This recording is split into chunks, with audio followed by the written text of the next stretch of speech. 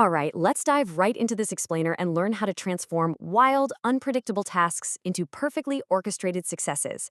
You know, if you've ever felt like a massive undertaking is just completely spiraling out of control, you are definitely not alone.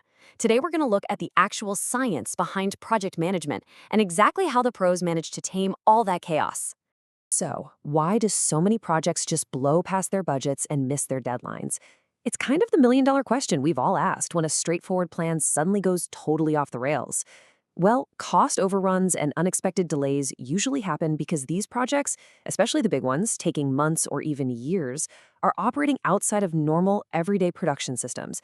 They're not a daily routine. They require incredibly specific tools to keep things in check. And honestly, poor scheduling or weak controls are almost always the main culprits when things break down.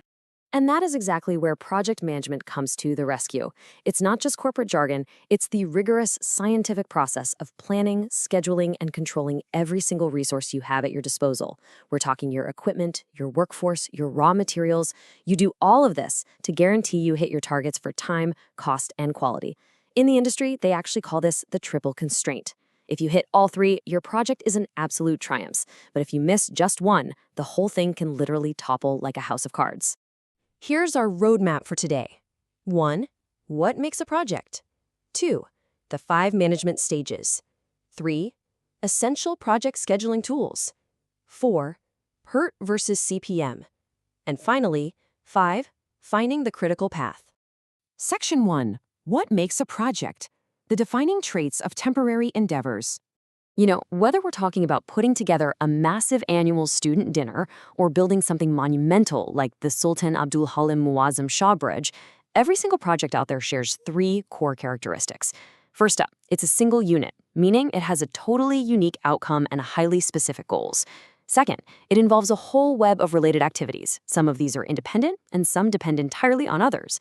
And third, because of those unique requirements, it is inherently super difficult to estimate exactly when it will be completed. Think about dependency for a second. The sequence of activities absolutely matters. For example, you literally cannot start plastering a wall until the brickwork is completely finished, right? That's what we call a dependent activity. Understanding these exact predecessors is the absolute foundation of successful scheduling. If you don't know what needs to happen first, you simply can't build a reliable timeline. Moving to Section 2, the 5 management stages, a chronological journey to project completion. These 5 continuous stages are essentially our anchor throughout the entire life cycle of an endeavor. They take us from setting the foundational rules and goals before day 1 in the definition and initiation stages, all the way to mapping out resources in planning and scheduling, and finally continuously tracking actual performance against our target budget and timeline in the controlling stage. And you're going to want to keep a really close eye on stages 4 and 5, because that is where the truly rigorous math comes into play. Stage 4, project scheduling, is honestly where the magic happens. This is the phase where we map out relationships and identify precedents, figuring out exactly which jobs have to finish before the next one can kick off. It helps spot critical bottlenecks early on. You're basically mapping the future so that when you move into stage 5, controlling, you have a rigid, solid baseline to measure your actual progress against. Section 3, essential project scheduling tools, frameworks for mapping the future. When it comes to getting this right, operations managers rely on 3 heavy hitters.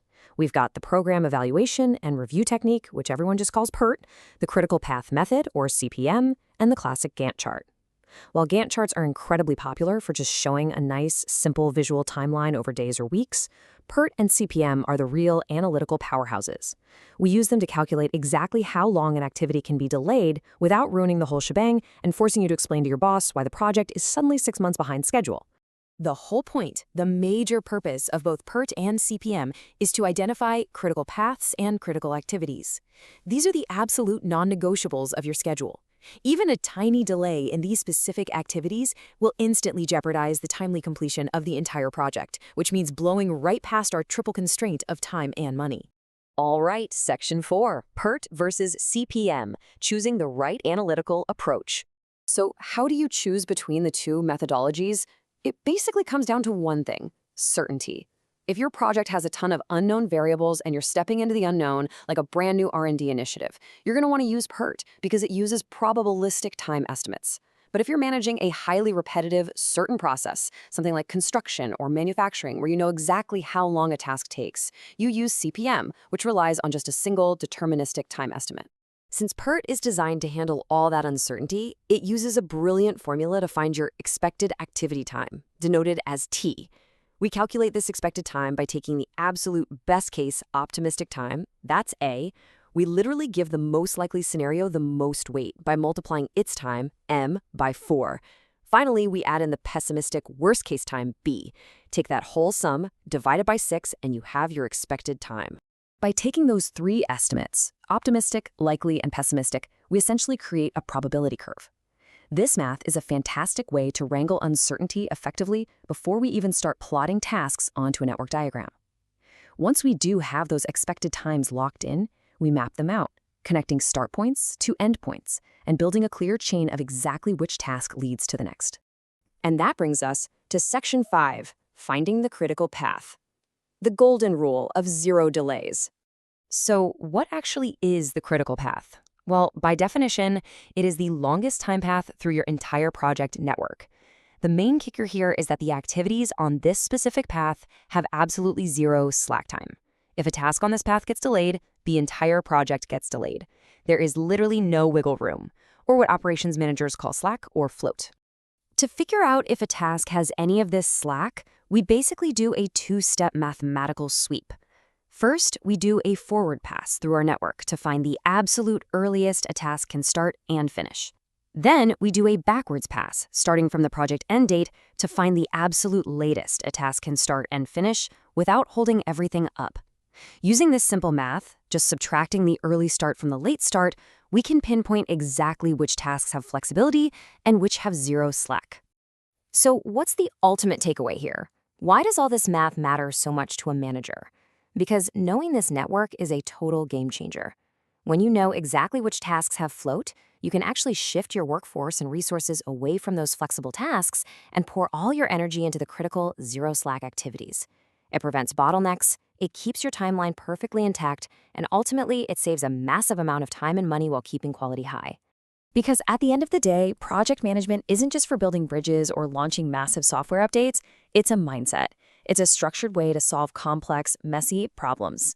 The next time you face a massive undertaking, just remember these frameworks. Define your goals, map out those dependencies, find your critical path, and take absolute control of the chaos. Thanks for joining me on this explainer, and I can't wait to explore our next topic with you.